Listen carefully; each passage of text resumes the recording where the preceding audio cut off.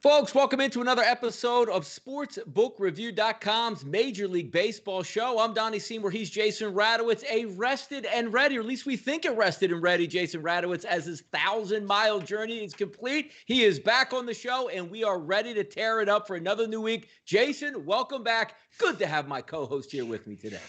Yeah, it's going to be a great week. I'm excited for sure. You held it down those 2 days that I was absent, not there. Appreciate you. It was a great time watching your shows. You killed it. So thanks a lot, and I'm glad to be back.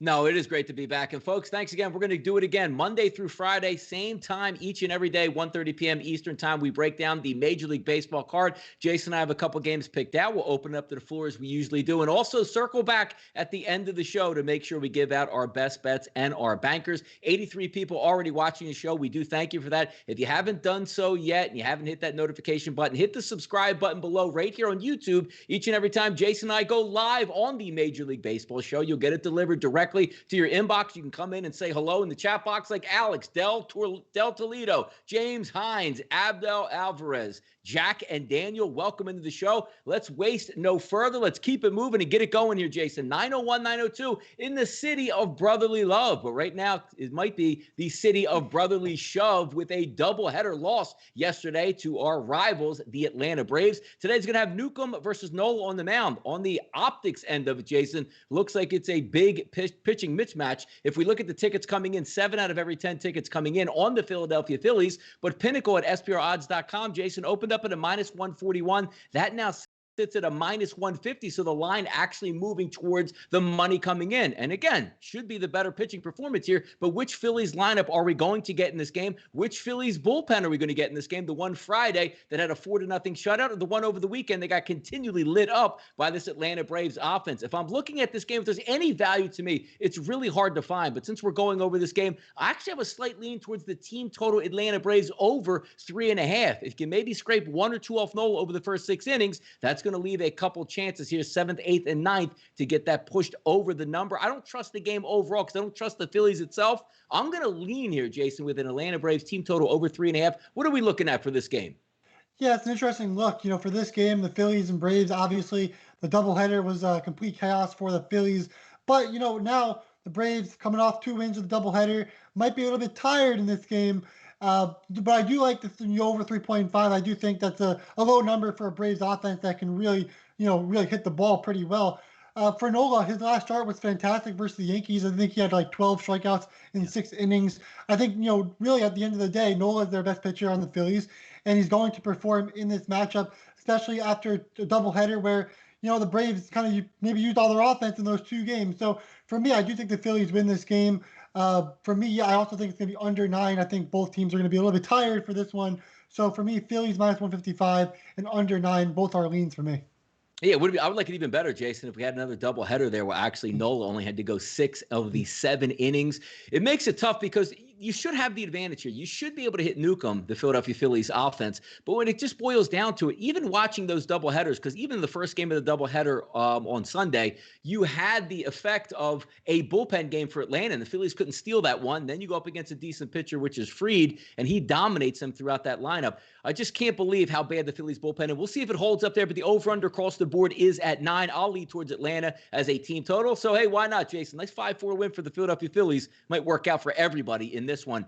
7-10 start, 9:03, 9:04. The Chicago White Sox and the Detroit Tigers. Dallas Keuchel going up against Michael Fulmer. 73% of the early tickets coming in on Dallas Keuchel and the Chicago White Sox. The line opened up offshore at SPRodds.com at -147 at Pinnacle. That now sits at 142. Chris at 147. 5 Dimes at 137. So we always stress, make sure your shot sportsbook.com to get the best sportsbook that fits your needs, and always get the best number, because in the long run, going to save you a lot of money. The total for the game opened up at 9. Pinnacle now showing a 9.5 in this one. Just to do a little bit of backtracking, get some statistics up here for the Chicago White Sox Detroit game. If we look here, And I know I'm having Norris as a starter here, so let's change that back up to Fulmer. Fulmer, 7.26 xFIP on the season. Keep in mind, he's only faced 14 batters, but we do know a lineup that's heavy with a lot of switch hitters from the Chicago White Sox. Just taking a look at Luis Garcia, Yoan Moncada, and also Yasmani Grandal, all switch hitters to start in the top half of that lineup. If we take a look at the offense that Dallas Keuchel is going to go up against, 3.74 xFIP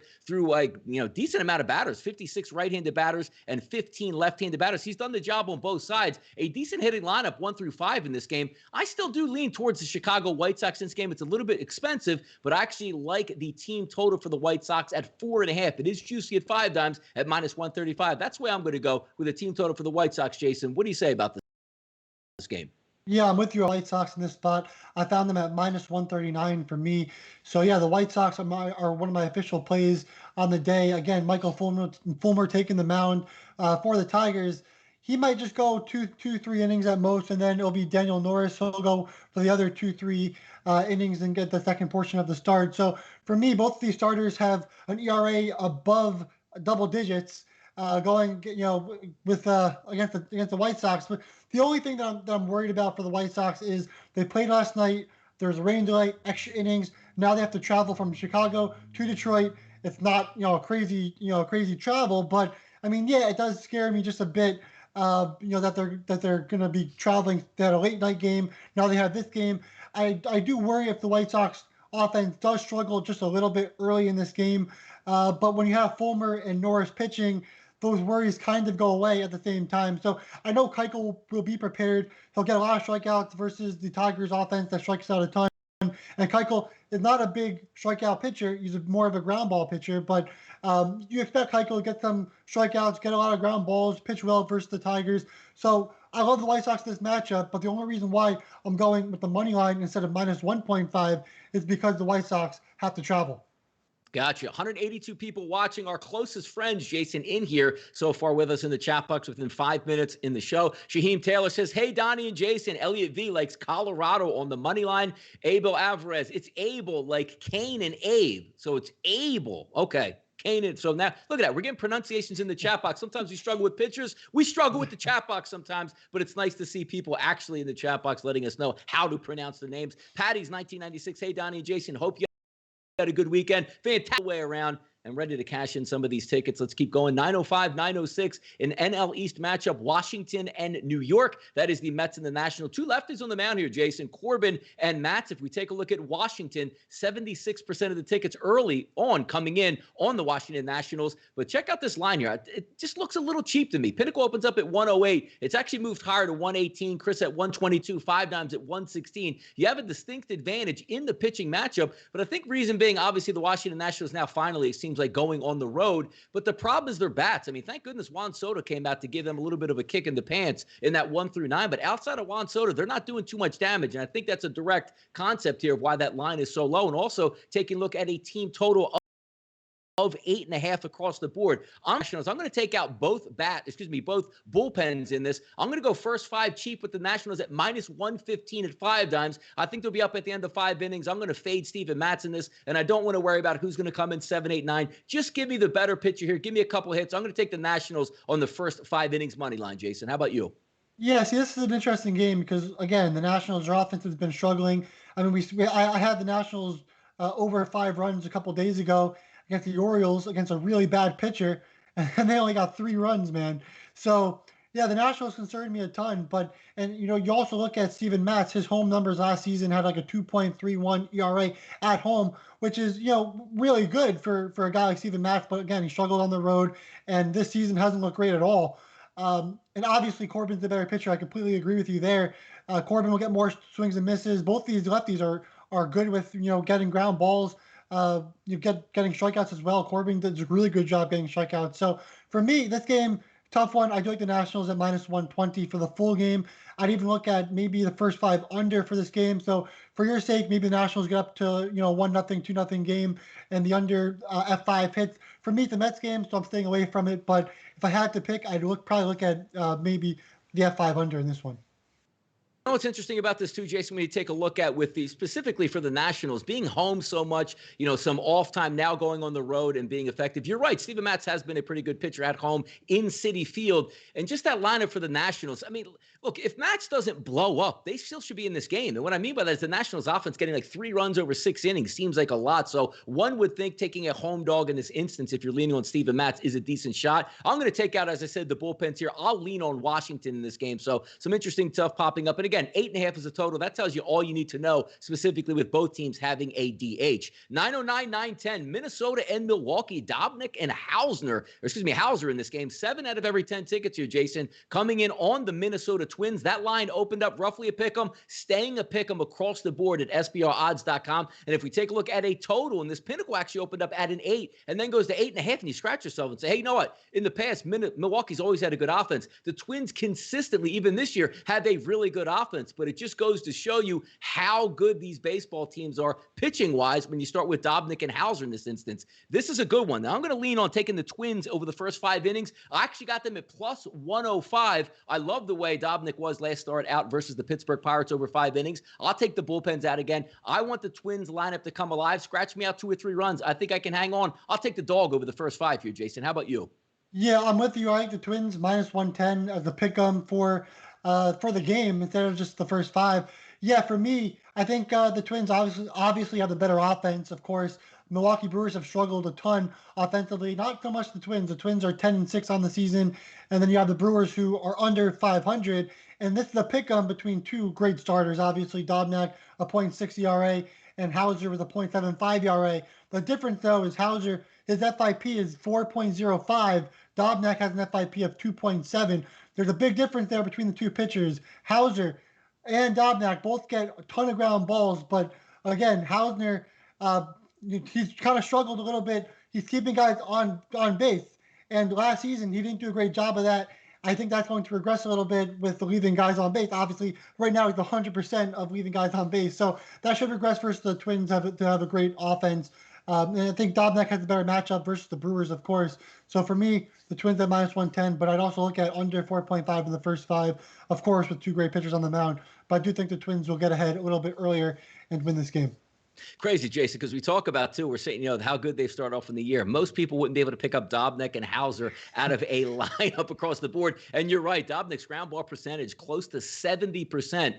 And as the old adage goes, if the ball isn't in the air, Jason, it's not leaving the yard. So good look there on the under. We'll see if that comes in as well. 913, 914 out to Colorado and the thin air. Robbie Ray and John Gray, 57% of the early tickets here coming in on the road team, the Arizona Diamondbacks. If we take a look at an opening, John Gray and the Colorado Rockies at Pinnacle Offshore, a minus 141. That now has dipped a little bit lower, about 8 cents to 133. Chris is showing a 131. 5 dimes at 133. The over-under in this game opened at 11.5 at Pinnacle, staying the same. If you want to pay a little bit of juice, you can go to Chris and get the 11 minus 125, but it's prevailing a 11.5 across the board. If we get some statistics coming in on this ball game between the 2 ball clubs, let me just bring that up here. Robbie Ray, 6.83 xFIP on the season, and he's faced over 60 batters this year. So starting to pile up some statistics that you can actually lean on. His K percentage, 26%, but still walking, Jason. A lot of guys, about 17% of the batters he faces, he walks, and also his weighted on base percentage to lefties. You're supposed to be a lefty, be able to get out lefties, a 537, and to righties, a 404. The only problem when we look at that Colorado lineup, yes, it's Coors. 5.5 is a team total. They should be able to handle it, but they haven't done all that well against lefties this year. Story, Blackman, and McMahon have done well. The rest, a lot to be desired in this one, but we're taking a look at 11.5. Is that worthy to go on a dog in this one? You're saying, you know what? John Gray's used to that thin air. I'm going to ride that home team all day long here. Yeah, I'm on the Rockies 100% at minus 125. I got them earlier today. Yeah, for Robbie Ray, man, he's letting up so many home runs. I think 6 home runs in 3 games already. Yep. Obviously, his walk rate is extremely high as well.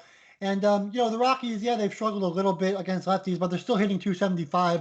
Their ISO isn't very high, so they're not getting, many extra base hits versus lefties. But going back in Colorado, facing a guy like Robbie Ray, who's allowing a ton of hard contact, and a guy that gets the low ground balls.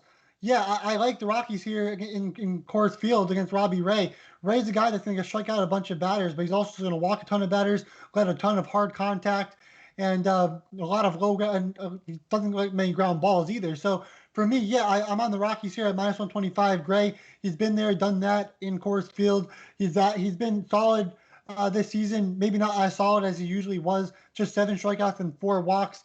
Allowed 6 earned runs, 8 runs, and 12 hits this season in 16.1 innings. It's unlike Gray a little bit, though. He usually gets more ground balls and usually strikes out more batters compared to what he's shown so far this season. So I'm not sure if he turns the table here versus Arizona, but I do think he performs a little bit better than his first 2 starts. So give me the Rockies at -125. That seems kind of a little unfair there. All right, halfway through the Major League Baseball show right here on sportsbookreview.com. If you haven't given us a follow on Twitter, feel free to do so at SBR Sports Picks. Also right here on YouTube. Put the subscribe button into play and the notification bell on. We do thank you for joining us in the chat box. Shaheem Taylor says, each game at Coors has gone under in the first half, both Donnie and Jason. So something to certainly keep an eye out for. And also if we take a look here, classic Robbie Ray versus the Rockies. DFS Bachelor, Kyle Proviance. Colorado projected a combined 52 of 155 lifetime off of Ray 335. It sounded a little bit Chinese to me, but I'm just reading it on the fly here. So shout out to DFS Bachelor out there. We'll keep it going here. We do want to thank you guys for all the content that we provide here at SBR. It doesn't matter unless you guys watch it. Great show in the morning with Flash. Also, obviously, Jason and myself each and every day, Monday through Friday, doing the Major League Baseball show. Jay Money does the noontime edition, lunchtime NBA show, which is very popular as well. So we do want to thank you for checking everything out, even all the stuff we do at the UFC. We'll keep on providing all the way through football season, even if there's no college football. We'll keep it moving here on the channels. 9:15, 9:16, Seattle and Texas, Dunn versus Gibson. 7 out of every 10 tickets here coming in on the Texas Rangers in this game. And how about this line movement, Jason? Opened up at 141 offshore. Now we're seeing it in the 178 range, and also Chris showing a 190, along with PointsBet in New Jersey also showing a 190. So a massive move right here. But also taking a look at the total that opened up offshore at 9. That now sits 8.5 across the board between these two. And I got to tell you, I'm going to keep with this same theme that just seems to be working well for me. Even though I do think the pitcher is questionable for Seattle, that ballpark plays towards unders right now as opposed to overs unless that roof is open. So check it out. If I think that roof is still going to be closed, I'm going to lean on the under 8.5. I'm going to go with the line movement and say that's the way to do it here. It takes 9 to beat me. I don't trust these lineups all that much. I think Gibson could be okay. The thing is here, if Dunn can hang on, I think we're going to get this under. What's a look here you like, Jason? Yeah, this is an interesting game. At first, I love the Rangers here. Obviously, against Justin Dunn, a guy that has the highest SIERA on the slate, also walking 25.8% of batters. He's not fooling hitters either. He's not getting many swinging strikes as well. 7 walks in 7 innings pitched and 2 games started. So for me, yeah, I mean the ball might not get out of the yard or whatever, but if Dunn is going to struggle to throw strikes, there's going to be guys on base. The Rangers are going to score some runs, and that's going to be the game. I like Kyle Gibson. I think he's getting ground balls 51.5% of the time. He's limited walks for the most part, from last season. Gets a lot of, swinging strikes going up against the Mariners team that strikes out a ton as well. So for me, I do think Gibson performs better. I do think Dunn allows a bunch of base runners. So the line is too high for me. So if I had to pick something, it would be Rangers over on their team total. And then also, I don't know about the 8.5. Yeah, I don't know if the Mariners can score any runs in this game. So I would really just stick with the Rangers, and they're over. The game still might go under, even if the Rangers get over on their team total. I got to tell you, I do like Monday cards. A little bit of a slower pace when I have that full actual card where I have to be an auctioneer and have 750 words per minute just to get through these cards. So it's nice to take that deep breath and go over some games that we probably typically wouldn't go over on a normal baseball game. So Dunn, let's see if he bounces back. I remember the last time Dunn took them out, I took the Angels in the first 5 innings, team total over 2.5, which cashed. But then again, they got 3 runs in the first inning, and then Dunn shut them down over the next few innings. We'll see if that is the case today, but I'm going to lean on the under 8.5. Taking a look at some things here in the chat box. Jason Schrader says, Jason, what do you like, or do you like the White Sox team total over 4.5? That's a little bit of a shadow for me coming up soon, but what do you think about that one there that Jason's asking here? Or excuse me, Jared's asking. He asked about the White Sox? Yeah, he's asked about the White Sox team total, if you like it, with a question mark, 4.5. Yeah, like I said earlier, the White Sox, they played a game last night, right? They had the extra inning, the rain delay, so now they have to travel on the road from Chicago. Obviously, it's not a long travel to go to Detroit, but I mean, yeah, you expect them to be a little bit tired. So for me, I do think Keuchel, does a great job on the White Sox side, but I'm not sure how many runs the White Sox will score in this game. That's why I would look at the under for that game. But it's tough because the White Sox they're playing against two pitchers that are pretty poor. But you just don't know, if they're going to be prepared for this game or just come out a little slumpish, a little tired. So for me, yeah, I would just go with the White Sox on the money line to play it safe. I don't know how many runs they'll score in this game, but I do think Keuchel shuts it down. So for me, the White Sox money line seemed like the safer play. Celebrating the NHL playoffs getting underway in the chat box, Olivier Claude Giroux says 7 of 10 Rangers home games have stayed under the total here. Jonathan Cruz says 17 minutes late. Oh, forgive me, guys. Let's make this money. And Arthur Meade Jr., good friend of the show. Good afternoon, Donnie and Jason. Jose for a fan. Oh, my God, I made it. And also, Rob Cook does say the wind is blowing in Detroit 12 miles an hour. Always key to check those weather conditions as well, because we just covered a game in Colorado. We're talking about mid-90s, thin air, and a wind blowing out double digits to dead center field. So when you see conditions like that, specifically when we talk about the Cubs, that is going to have a difference on your bet. Whether or not you want to take that over-under certainly could be able to push you over the top. Last game we'll go over before we open it up to some of the final games on the card. 9:19, 9:20. Oakland and the Angels are going to tee it up today. Sean Manaea versus Julio Teheran. 71% of the tickets coming in on the road team, the Oakland Athletics. That line opened up at Pinnacle Offshore, Jason, minus 130. Now sits at minus 119. Chris, minus 129. 5 dimes at 118. So a lot of discrepancies out here. Get yourself the best absolute number to which way you're betting. Pinnacle opened up at a 9. Most outlets here now sitting currently across the board at 9.5. If we go to the tail of the tape in this game, Sean Manaea has been really good through 55 batters this year, a 3.43 xFIP, a strikeout rate of 22%, but also a walk rate of 1.8%. So he's not giving a lot of free passes out there. And if we take a look overall at his weighted on base average, it's a little bit high to righties, which is anticipated for a left-handed pitcher. And the one thing it's going to take place today, an anticipated 9 batters in the lineup today, Jason, all from the right-hand side to go up against the Los Angeles Angels pitcher. If we take a look at Teheran on the mound today, 6.18 xFIP, but he's actually done fairly well between lefties and righties this year. The problem is he's not striking out a lot of guys. He's giving up fly balls and also giving a lot of free passes. At about 17% of the batters he faces are reaching via the walk. If we look at this game, I'm going to lean towards Oakland. I'm going to take the cheap number here. 5 dimes had it earlier at minus 125. It's actually at minus 118 now. I'm going to go towards Oakland. So I trust Manaea a little bit more than Teheran, and I think those Oakland bats will show up. They're hot this year. One of those teams to watch out for during the backstretch of Major League Baseball. I'll take them at a cheap number. Let's see if we can stay hot here. How about you? Yeah, this is an interesting game I like Athletics here too, but Sean Manaea, he's been struggling, in his first 3 starts of the season. So yeah, it's kind of concerning because I think that Manaea is a better pitcher than he's really performed. I think he's allowed at least 4 runs in all 3 games and hasn't finished 5 innings in any of them just yet. So yeah, Manaea is the better pitcher, but it's kind of been interesting to see how he's kind of performed a little bit poor to start the season. A guy with a high strikeout rate, low walk rate. So this is a guy that figures to give up some hard contact as well. But the Angels, they strike out 25% of the time. So, I don't know if they're going to be able to make much contact with the ball in the first place.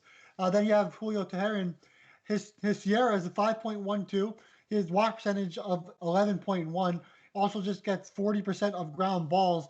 So for me, I like the Athletics here as well. That offense is just on paper just looks so much better compared to, the Angels on paper, they look good too, but they're not performing at all. This entire team, the Angels, we talk about how they're supposed to be good, this, that. They're always below 500, even though they have Mike Trout, they have Rendon now. It's just the Angels, you can never figure them out. The Athletics, they're the team that you can always figure them out. They're always under the radar and always winning. So for me, if you get a line like that at minus 118, yeah, I think the Athletics have to be the player. Yeah, not a lot. You're talking about a young rookie, a phenom that's supposed to be brought up too. Also trying to make catches in right field and knocking the ball over the fence for home runs certainly doesn't help, specifically late in innings. Bill McMahon says, did Oakland lose one of their hitters on suspension from yesterday? Eventually, yes. But if you know anything about baseball and how suspensions are handed out, if they do come down with a suspension today, that's usually an automatic shot for the player to contest the suspension and be in the lineup. So I don't anticipate any changes coming forward here, at least today, maybe the next day or two, if they, protest or get through the the contention there and they go from 7 games to 5 games, you'll know that later. But usually they protest it right away, so that full lineup should be in there. And Jose Farfan is talking about, yes, Laureano, I believe is going to play today because even if he does get suspended, he is going to put in a flyer with the league that says not so fast. You better review this again. So we'll keep an eye on that situation. Let's go to a game on the West Coast, 9:21, 9:22, 9:40 p.m. time tonight. San Diego with Richards on the mound versus the Dodgers with May. And what did you not like about the Padres offense yesterday? Absolutely took Madison Bumgarner apart early, got that team total closed. 6 out of every 10 tickets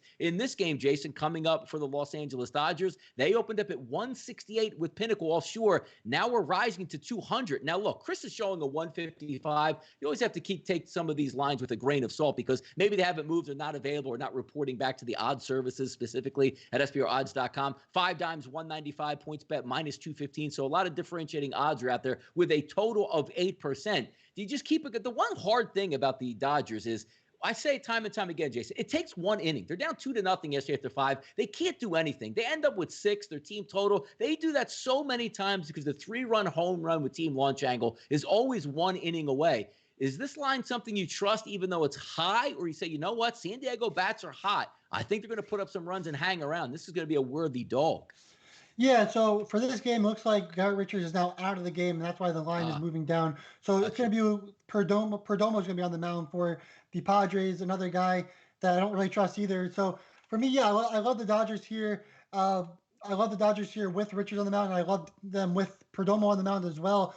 But for me, the minus 200 is a little too high, especially for a Dodgers team that's going to be home. I'm not going to look at them at minus 1.5 either. So for me, it's more of a parlay piece at the end of the day, now that Richards is out and Perdomo is in.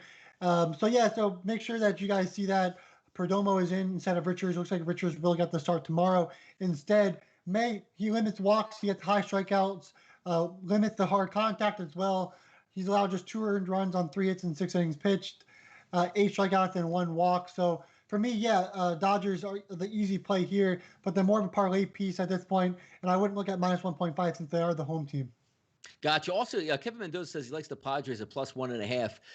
There is some added advantages that I like, and I don't use them that many times. Like sometimes taking a run line over the first 5 innings, you can get plus a half run, maybe, minus 120, something cheap, or even the role reversal where you say, you know what, I think this team's going to be up like 3-2 at the end of 5 innings. So you take the run line, maybe a plus 105, or even if it's a dominant pitcher, a la Max Scherzer, and you might take the run line at minus 120 as opposed to taking a minus 190 or minus 200 over the first 5 innings. In your opinion there, Jason, are you a guy that takes a lot of like plus 1.5 throughout the game? Because I find myself not going with that. I usually, if I'm going to take a run line, use this to minus 1.5 because I figure I have a possible blowout on one hand. I'm usually not with it, saying if I think the dog has a legitimate chance to win this game, I'm probably not going to take 1.5 because you cut way into your odds on that. What's your theory, I guess, on taking the run line plus 1.5? Forget about the minuses, just the 1.5 itself. Yeah, there's not many times that I'll take the plus 1.5 as well. But if I see something I like, I'm thinking they're going to be able to win the game and they get the win as an underdog, and I'll just take the greater odds. I mean, who wouldn't? We're all gamblers, we're all bettors, right? So why not get the better odds? So for me, when you see plus 1.5, then it's like minus 165, or then you can get like a plus 130, 140 on the money line. I mean, who's going to go and take the minus 165 when you think there's a legitimate chance that the team can win the game? No, absolutely. And guess what, Jason? It's that time of the show. We got about 2 minutes here, and this is when we like to say, you know what? Time to give out some best bets, some winners. Hopefully no losers in this one. On Friday, I had a nice 3-1 week going. I dropped it with those darn Cleveland Indians team total where they put like 30 guys on base, scored none of them. And then, of course, the very next day, they hit the team total and also do it again on Sunday. So a little bit of a bad taste in my mouth, but no sweat. Let's jump right back on the horse today. And it's funny that somebody had asked, Jason, your opinion on the team total 4.5 for the White Sox. That is going to be my best bet of the day. And yes, it is a little bit leery where they got the game over late. They're going to be traveling on the road, but I do think they can do some damage, not only to the starting pitcher in this game, also to some of the guys that are coming out of the bullpen for Detroit. Also keep in mind, I love to take team totals when guys are on the road, because I know for sure we are going to end up with 9 full at bats. And also, you saw it last night. I had a little bit of a taste on the Cleveland Indians yesterday, the team total over 4. It's such an advantage now for a team total or a total over player that if the game gets the extra innings, you're almost looking at a guaranteed at least 2 runs in the first innings, what seems to be taking place. And if you're the Oakland Athletics, you're guaranteed 4 by walking off with a grand slam. It was really close to me, Jason, to take the Colorado Rockies at the 5.5. I do think they can get that as well. But if we're going to pick one or the other in this instant, I'm going to lean on the Chicago White Sox bats. It's a little bit expensive at 5 dimes at minus 135, but I'm going team total over 4.5. Jason, your best bets and bankers, buddy. Take it away. Yeah, see, I love the White Sox too. I'm going to be on the White Sox at minus 139. That's an official play for me. I'll also look at the Twins at minus 110 for the full game. So the Twins at minus 110 over the Brewers. And then also the Rockies at minus 125. And that is my banker of the day, the Rockies minus 125 to get on Robbie Ray, who's allowed 6 home runs in 3 games, now going to Coors Field, doesn't get any ground balls. And the Rockies, they do still have 6 home runs versus lefties and have an average of 275. The ISO is not as great as you'd like to see. It's at around, I think, 160s. But at the end of the day, yeah, the Rockies have the bats to explode off of the Diamondbacks and Robbie Ray. So for me, the Rockies are my banker at minus 125.